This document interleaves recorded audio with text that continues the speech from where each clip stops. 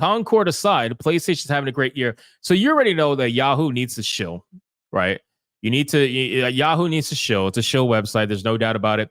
But even the shills have to admit that things are not looking good for Concord. So how do they try to spin it? Well, they tried to spin it by making it seem like even though Concord is about to lose $200 million, they're trying to make it seem as if, oh, don't worry, PlayStation is still having a great year.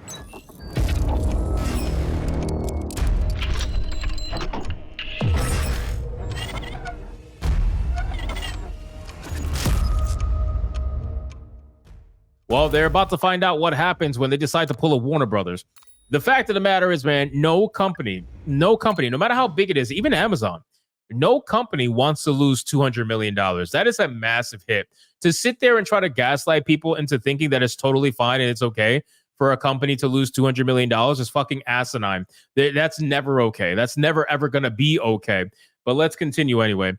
It says all signs point towards the hero shooter being a colossal flop by Chris Holt, and says that by all accounts, Concord has landed with a heavy thud. I mean, that's probably putting it lightly. The team-based shooter is one of a scant few new first-party PlayStation games that's coming out this year. Sony released it on both PS5 and PC on August 23rd. The company doesn't typically reveal detailed player numbers for its own platform. I wonder why. I wonder why that is. Why don't they release actual player numbers? Does anybody have an answer for that? Do you have an answer for that? Do I have an answer for that? I do. It's because these companies, they try to gaslight you and they try to tell you, oh, it's so successful.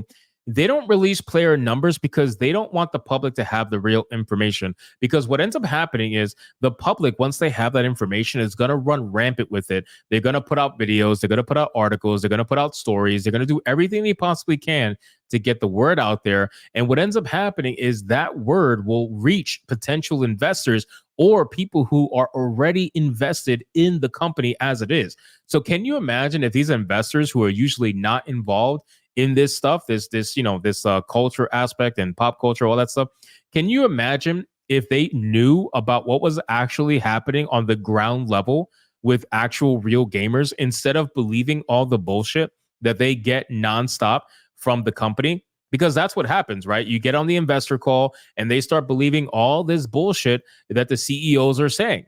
So the investors are going to find out one way or another. And this is what I said yesterday too. I was like, listen, I can only imagine how are they going to turn this around? Like you have to, like this is going to be the biggest gaslight in history, right? Because even Warner Brothers didn't gaslight about Suicide Squad. They flat out said, listen, we couldn't comp compared to Hogwarts Legacy. Hogwarts Legacy not only was a massive success, but Suicide Squad was a huge failure. It underperformed drastically. So I can only imagine how Sony is going to try to gaslight this on the earnings call, but it's coming. It is coming. They're going to have to eventually, and I can't wait to report on it. I cannot wait to report on it because even though as a company, I know that ideology is probably a precedent for them. Like they care more about ideology than money. At the end of the day, they might care more about that, but the investors care about their money, right? Investors, like regular people who are investing in the company, they want to know where their money is going. They want to know what's happening with their money and how they're going to get return on their money.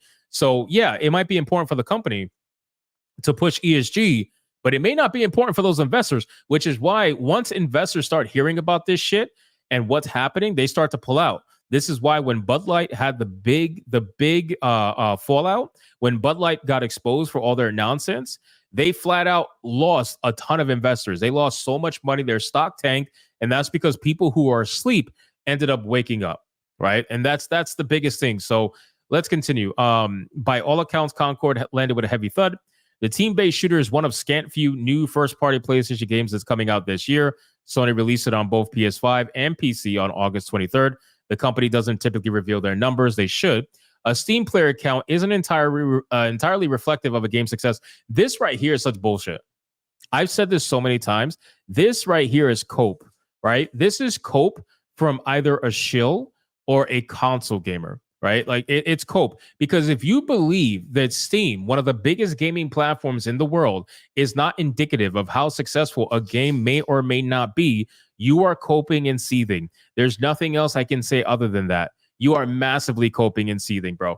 Steam is an indicator without a doubt about whether or not a game is going to be successful. There are very, very, very few examples of games that are successful without Steam. And they're usually like first party mega hit titles for PlayStation or Xbox or whatever. But otherwise, if it's a multi-platform release and one of them is going to release on PC, let it be known Steam is 100% an indicator, because most people would rather buy it on Steam than buy it on whatever console box or whatever. If there is a PC player and they have the option to choose between PC and console, they're going to pick PC 9 out of 10 times. They're going to do it. They're only going to pick console if it's something that is exclusive to console, which guess what? That's starting to go away, right? So as you guys notice, as the console exclusivity starts to go away, more and more people are trying to cope and seethe about Steam not being a big deal. No, Steam is a big deal. Steam will always be a big deal. And you will 100% have to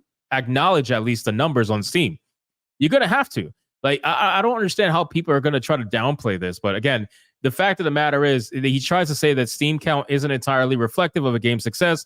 Still, it's a key data point from which we can extrapolate some assumptions. In its first weekend, Concord failed to break 700 concurrent players on Steam. That's a dismal figure for a reasonably high-profile launch, especially one from a major publisher. Now, again, I want you guys to remember something. When it comes to Concord, okay, Concord is not just a regular random game, right? It's not like some random fucking game called Sex with Hitler. You know what I'm saying? It is a AAA developed, AAA studio pushed, AAA publisher launched video game that had all the resources, all the marketing, all the everything behind it, and it couldn't even muster indie developer numbers. Like, this is fucking nuts. So you can try to pretend as if Steam is not indicative of the numbers, but it is. It absolutely is. If you have all of those resources and you can't even break 700 on Steam, you might as well pack your shit now. Pack your shit and just go find another job at this point, there, because you know it's coming. You know, like the layoffs are coming, the studio potential closure is coming, everything is coming. Like, you guys might as well pack your shit and go. Just leave the earth at this point, because it's going to be bad for you. For perspective, Galaxy Burger. Oh, wow. Look at this. Galaxy Burger, an indie cooking simulator I have never heard of that came out on the same day, had more than 4 times the number of concurrent players on Steam as Concord. Oh, my God. Wow. People rather cook burgers. People rather fake cooking burgers than play Concord. I'm trying not to laugh too loud. That's crazy shit. Oh, man. As far as a comparison for a supposed blockbuster for this year, Suicide Squad Kill the Justice League peaked at more than 13,400 simultaneous players on Steam. That co-op game was a notorious flop that led to $200 million loss for Warner Brothers. Well, hey, that's what I've been saying for a while, man. This game is going to be the Suicide Squad Kill the Justice League for PlayStation. There's no doubt about it. In addition, Concord has amassed 444 reviews on Steam. At the time of writing, some analysts estimate that each Steam review translates to between 30 and 50 sales. At the upper end of the scale, that would put Concord's volume of sales on Steam at around 22,000. There's no way. I refuse to believe it. There's no way that 22,000 people bought this game and there's only 200 people or less playing it right now. There's no way. It's too fresh. It's too fresh of a game. I know they're trying to use the old school like kind of numbers that they usually do to try to figure out sales, because we don't actually have the numbers. But there's no way, bro. There's no fucking way. There's only 200 people playing this game.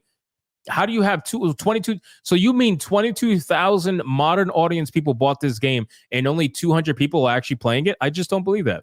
I don't believe that at all.